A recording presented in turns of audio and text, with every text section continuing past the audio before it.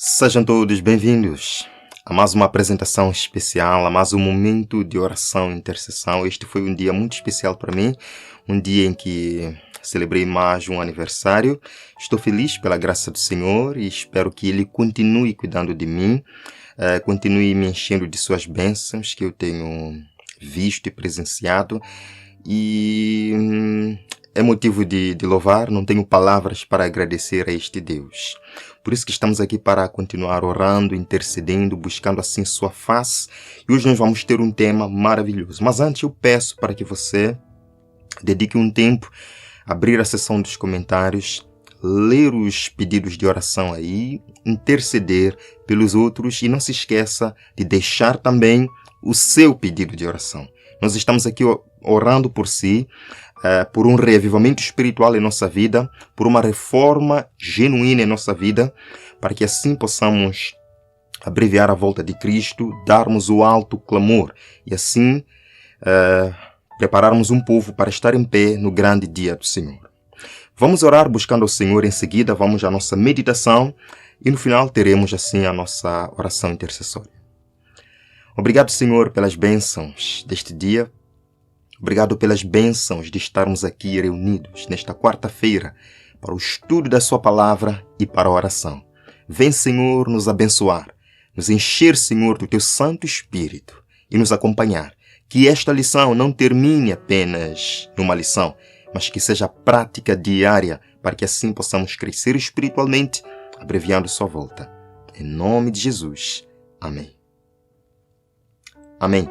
Queridos, hoje vamos falar sobre um dos temas mais ricos, um dos temas mais interessantes destes tempos. Vejam só, iremos falar sobre a chuva seródia. Iremos entender o que é chuva temporã, o que é chuva seródia e veremos também as condições que Deus deixou para o recebimento desta chuva seródia. Mas antes, deixe-me dizer com toda certeza, se existe alguém que está tão interessado em que a chuva seródia seja derramada sobre o seu povo, é Deus. Deus está muito mais interessado, muito mais ansioso por derramar este dom à sua igreja, pois Ele sabe que sem o Espírito Santo, sem o poder de Deus na nossa vida, não faremos nada. Bem que Jesus falou, não por força, nem por violência, mas por meu Espírito, diz o Senhor dos Exércitos. Nós lemos algumas passagens da Bíblia. Joel capítulo 2, verso 23. Escutem aqui a promessa que Deus deixou para o seu povo. Verso 23.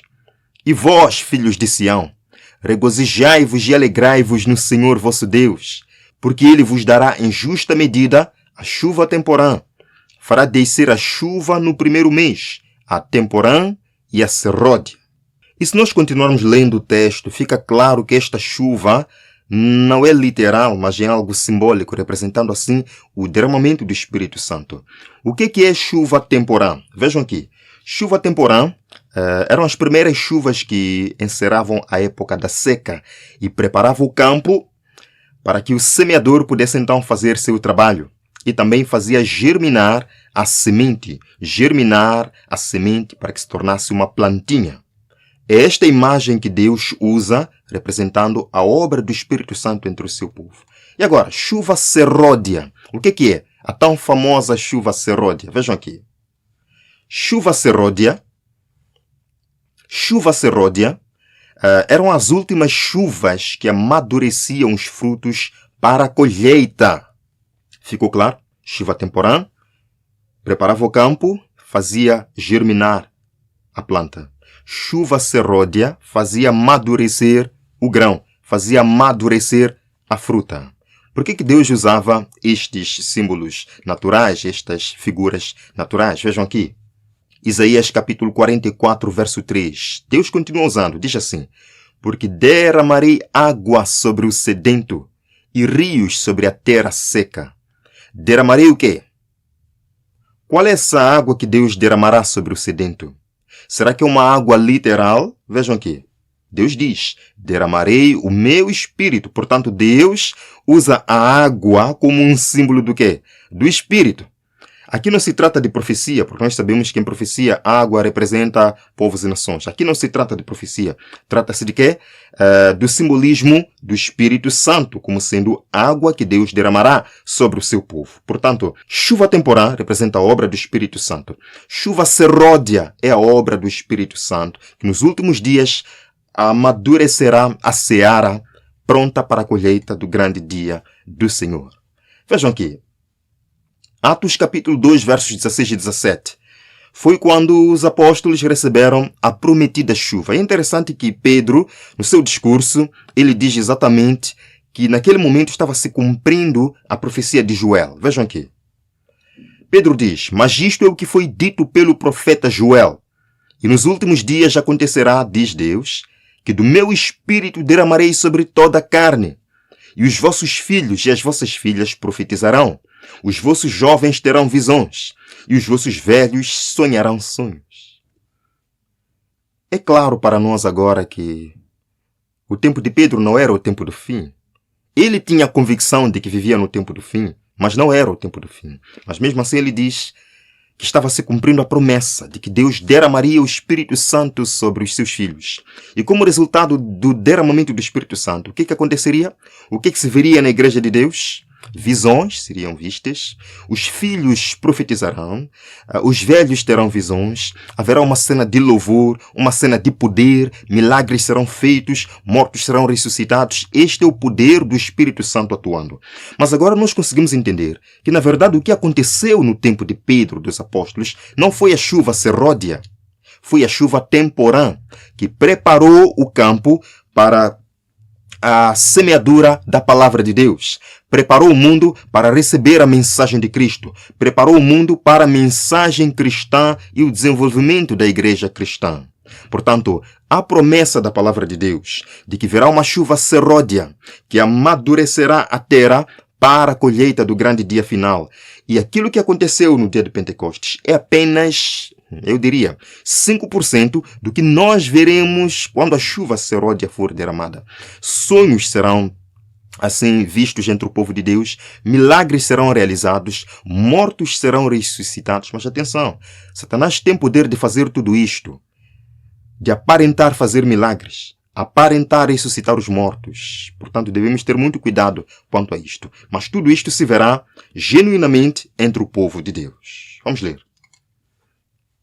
Ao avizinhar-se o fim da ceifa na terra, uma especial concessão de graça espiritual é prometida a fim de preparar a igreja para a vinda do Filho do Homem. Esse derramamento do Espírito é comparado com a queda da chuva seródia. Atos dos Apóstolos, página 55. Quantos de vocês gostariam de participar deste momento? Quantos de nós gostariam de dizer, Senhor, eu estou pronto para que o Senhor derrame seu Santo Espírito e me faça participante desta gloriosa obra. Agora vejam nesta citação, nesta visão que a irmã White teve do tempo em que a chuva seródia será derramada sobre o povo. Vejam que poder vai acompanhar a igreja de Deus. Ela diz que muitos estavam louvando a Deus. Os enfermos eram curados. E outros milagres eram realizados. Viu-se um espírito de intercessão. Estamos aqui na semana de intercessão. Nós estamos buscando o Espírito Santo.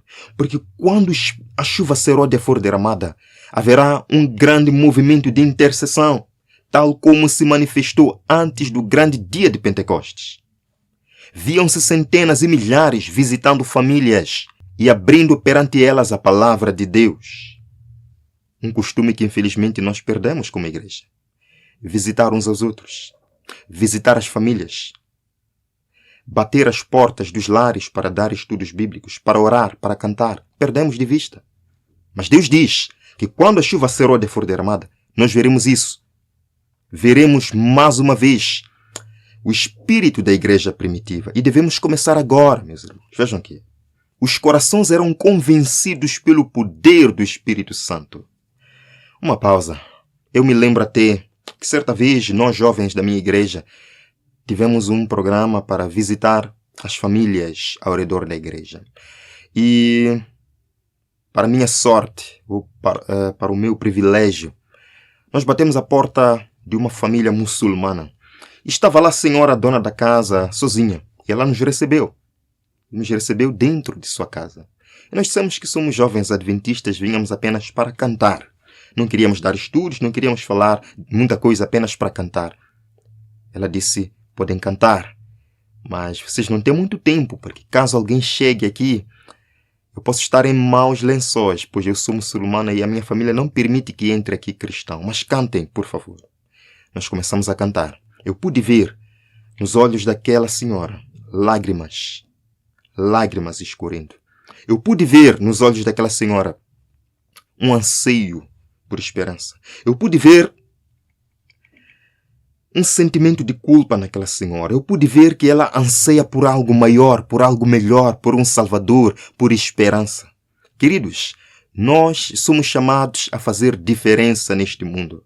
Nós somos chamados a bater as portas dos lares e levar esperança para as pessoas cansadas, para as pessoas sedentas.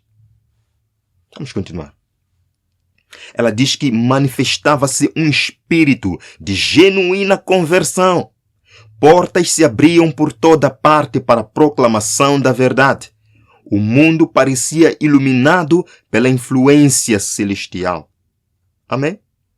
Deus seja louvado, que nós façamos parte deste movimento profético que dará o alto clamor. O alto clamor nós falaremos amanhã, na nossa próxima meditação. Quais são as condições que Deus estabeleceu para o recebimento dessa chuva seródia? Existem promessas que Deus faz que são condicionais, dependem de nossa atitude como um povo. Vamos lá ver as condições para o recebimento da chuva seródia. Primeira condição. Sim, antes de vermos a primeira condição, vamos ler esta passagem. Quando o caminho estiver preparado para o Espírito de Deus, a bênção virá. Quando o caminho estiver preparado. Então isto não depende muito de Deus, depende de nós. Nós é que temos que preparar o caminho para que Deus envie o Espírito Santo em chuva seródia. Outra passagem. A descida do Espírito Santo sobre a igreja é olhada como estando no futuro. É, porém, o nosso privilégio tê-la agora. Buscai, orai por ela, crede nela. Precisamos tê-la e o céu espera para concedê-la. O céu está preparado para nos conceder o Espírito Santo. Nós devemos clamar, orar, buscar o Espírito Santo, pois que Deus está pronto para nos conceder. Primeira condição para como igreja recebermos o Espírito Santo. Arrependimento genuíno. Precisa haver entre o povo de Deus, precisa haver entre os professos seguidores de Cristo um arrependimento genuíno, um arrependimento verdadeiro. Pois o livro de Provérbios nos diz o seguinte: quem esconde os seus pecados não prosperará, mas quem os confessa e os abandona encontra misericórdia. Isto me faz lembrar o episódio do povo de Israel, depois de ter destruído a cidade de Jericó e queria destruir a cidade de Ai, quando perdeu diante do povo de Ai e fugiu. Josué e o povo, os anciãos, se levantaram, rasgaram suas vestes e o Senhor disse: a culpa não é minha, a culpa não é minha. Há anátema no meio de vós. Há coisas consagradas à destruição no meio de vós.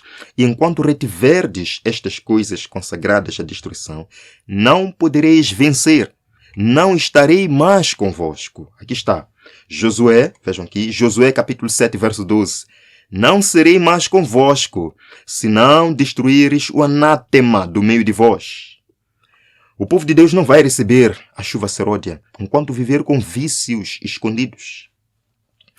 Queridos, Satanás já descobriu um grande ponto fraco entre o povo de Deus: o adultério. Temos que admitir, irmãos, que como povo, como homens adventistas, temos muitos graves problemas no adultério. Temos muitos graves problemas em trair esposas.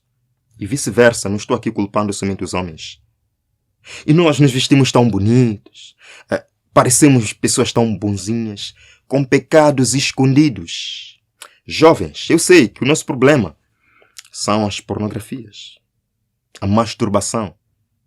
E acha que isso é maravilhoso, ninguém vê. Deus me deu esse corpo, eu posso me deliciar dele do jeito que quiser. fornicação. Não importa casar antes do sexo. Eu posso fazer isto, não importa. Ninguém vê. Nós nos amamos, afinal de contas. Deus diz, enquanto viverdes com comportamento contaminado, com comportamento perigoso, enquanto conviverdes com a música mundana, enquanto trouxeres para a igreja comportamento mundano, não estarei com vocês. Não receberão o Espírito Santo. Arrependimento genuíno é a primeira condição. Vejam aqui. Digo-vos que deve haver entre nós um reavivamento completo. Tem de haver um ministério convertido. Precisa haver confissões, arrependimento e conversões. É por isso que Deus nos chama no livro de Joel. Tocai a trombeta em Sião. Dai voz de alarme no meu santo monte. Chame os anciãos. Chame os pastores. Chame os líderes. Até as crianças. Que todos jejuem. Que todos clamem. Porque Deus é amoroso. E Ele se arrepende do mal. Ele está pronto para perdoar o seu povo. Primeira condição. Arrependimento genuíno. Segunda condição. Reavivamento e reforma. Embora sendo duas palavras diferentes, reavivamento é uma, reforma é outra, elas andam de mãos dadas. Não pode haver reavivamento sem reforma. E não pode haver reforma sem reavivamento. Vamos ver na palavra de Deus. Apocalipse 3, verso 15, descreve qual é a condição do povo de Deus. Jesus diz, conheço as tuas obras, sei que você não é frio nem quente. Você não é frio, não é um cristão tão fraco assim.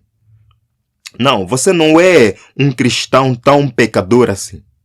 Mas também você não é quente, não é um cristão tão sério. Não é um cristão tão vigoroso, tão fervoroso. Você é morno. Um pouco cristão, um pouco mundano. Um pouco espiritual, um pouco mundano. Vivendo em cima do muro. Um pouco de Cristo, um pouco do mundo. Jesus diz, meu filho, as coisas não podem mais continuar assim.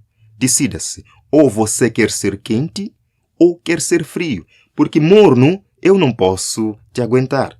Eu não posso aceitar um cristão morno. Você tem que decidir de que lado quer estar. Se é do lado de Cristo, siga Cristo de todo o coração. Se é do lado do mundo, vai para o mundo, meu irmão. Mas você tem que tomar uma decisão. Agora veja. Tem de haver um reavivamento. Sairmos da mornidão. Mas com o reavivamento deve vir o quê? Uma reforma genuína. Romanos 13. A noite é avançada, o dia está próximo. Rejeitemos, pois, as obras das trevas.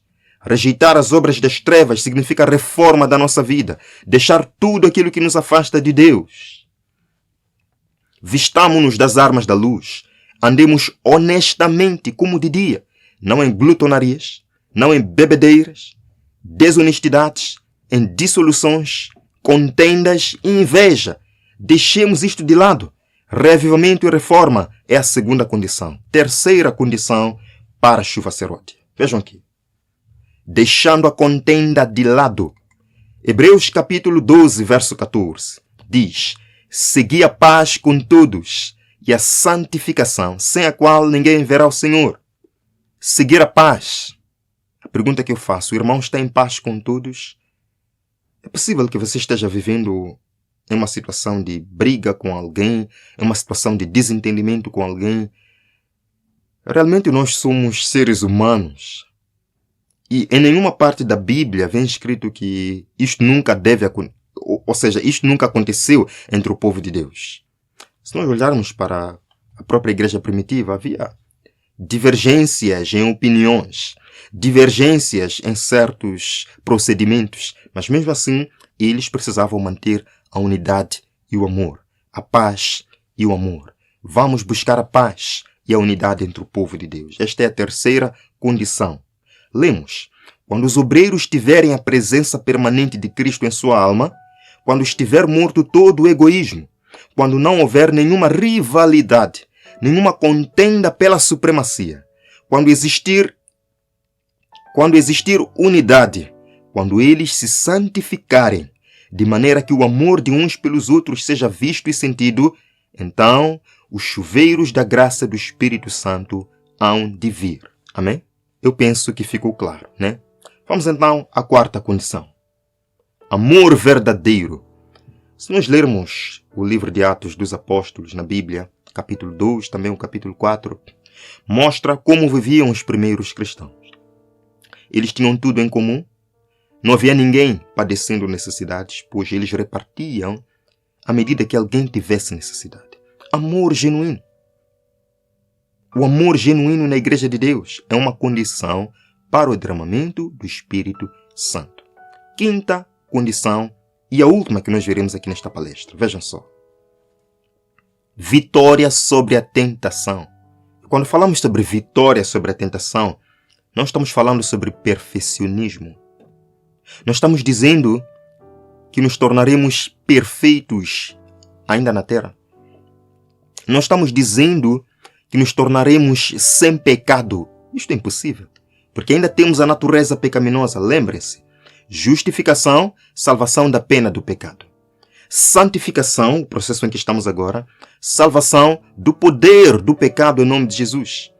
Mas ainda não estamos libertos da presença do pecado, das tentações que nos assediam.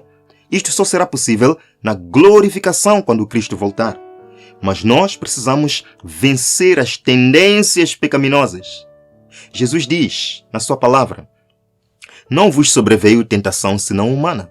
Junto com a tentação, Deus proverá o quê? Escape, para que possais suportar. Certo? Lemos aqui.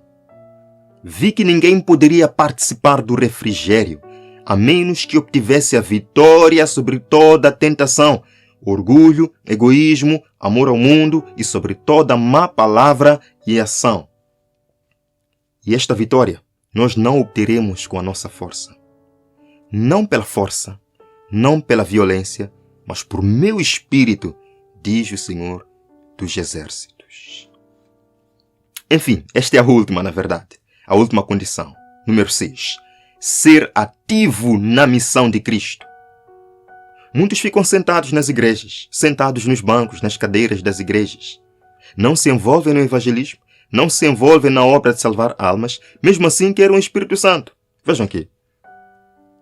Quando a ignomínia da indolência e preguiça tiver sido afastada da igreja, o Espírito do Senhor se manifestará graciosamente. Revelar-se-á o poder divino. A igreja verá a providencial operação do Senhor dos Exércitos. Deus seja louvado, meus queridos irmãos. Deus quer que sua igreja seja hoje cheia do Espírito Santo, capacitada para cumprir a missão, capacitada para dar o alto clamor da terceira mensagem angélica. Faço uma pergunta para você, querido irmão. Olhando para estas 6 condições, você estaria preparado hoje para receber a chuva seródia, se fosse derramada hoje?